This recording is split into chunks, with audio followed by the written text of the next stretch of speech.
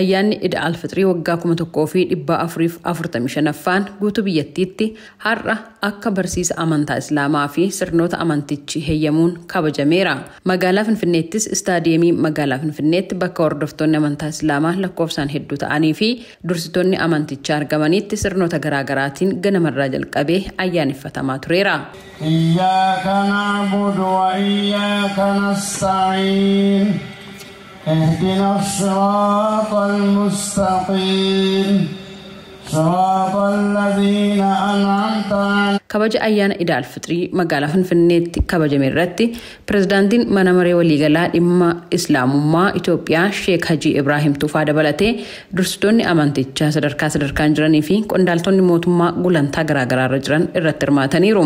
Hirmaattonni ayyaanichaa tokko kan sagaleen Ameerikaa dubbise akka jedhanitti baatiin Ramadaanaa yeroo itti namuu uumaa isaa itti barbaaddatu jechuun wantoota baatii Ramadaanaa keessa raawwatamaa tures ennaa ibsan. Maqaan koo Sheek Abdulhanaan Habib Muhammad jedhama. Sooma jechuun Islaama biratti sadarkaa arfaffaa irratti kan kaa'amee jiru. Uummanni Islaamaa gaajiyaa kana Rabbiin kadhachuun, Quraana dubbisuun, yaadannoo Rabbii gochuudhaan, haala adda addaatiin hiyyeessa yaadachuudhaan, masjiidatti deddeebi'anii Rabbiin kadhachuudhaan iyyuu haala kanaan iyyuu soomanni kun kan itti fufu ta'ee jalqaba isaarraa guyyaa tokkorraa qabanii hamma guyyaa 30dha haala gaariidhaan soomanii kan fixan ta'a jechuudha. Dadda guyyaa hiikamu kana ganamarraa kaleessa galgalarraa qabee Allahu Akbar kan jedhamu Rabbi guddatee wama guddaa hundarra guddaa Rabbi kan jedhamuudhaan jalqabee galama.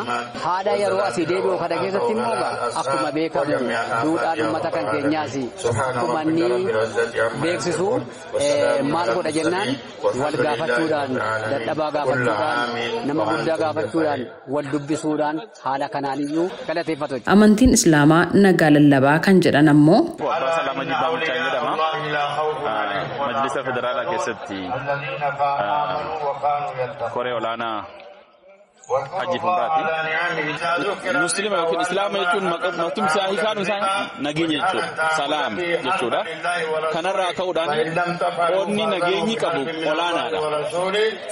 Fayyaanii fi nageenyi qoodni hawaasa musliimaa irratti qabu olaanaadha. Kanarraa ka'uudhaan waa maraayyuu rakkoo itti dhufe hundaayyuu yoo yaadattan ta'e akka musliimaatti rakkoo irra tureyyuu bifa nagaa ta'een karaa nagaa ta'een falmachaa bahee sadarkaa kana nagee ammas immoo akka biyyaatti rakkoo nageenyaa qabna. Rakkoo nageenyaa kana furuudhaaf akka mataa kootiittis nan dubbadha akka qaama koree olaanaa majlisa federaalaattis caasaa hunda keessaanii nageenya irratti hojjechuu jirra. Qaama hundaa yoo dhageessan ta'e dhiyeenya kana naannoo Amaaraatti keessaayyuu hawaasa musliimaa irratti kan xiyyeeffate rakkoon uumamee ture. Haa ta'u malee immoo deebiin karaa miidiyaanis dhageessaniif akka nagaadhaan tasgabbaa'ee mirga isaa cuucaasarra ga'e nagaadhaan akka qolatu nagaaf nagaa qofaan jechuudhaan labsiin ba'eera kanarrattis hojjetamaa jira. Ammas immoo hawaasa biraas dabalatee hawaasa musliimaas nageenya biyya kana keessa jiru mirkaneessuu keessatti qooda guddaadhaaf gahee guddaan nurraa eegama. Sheek Kadir Aliis baatiin Ramadaanaa yeroo jaalalaa kabajaa fi waltumsuudhaan hawaasni musliimaa dabarsudha jechuun hojiilee gaariin baatii Ramadaanaa keessa hojjetamaa turan itti fufsiisuun rakkoo nageenyaa biyyattii keessa jirutti fala dhahuun barbaachisaadha jechuun himaniiru.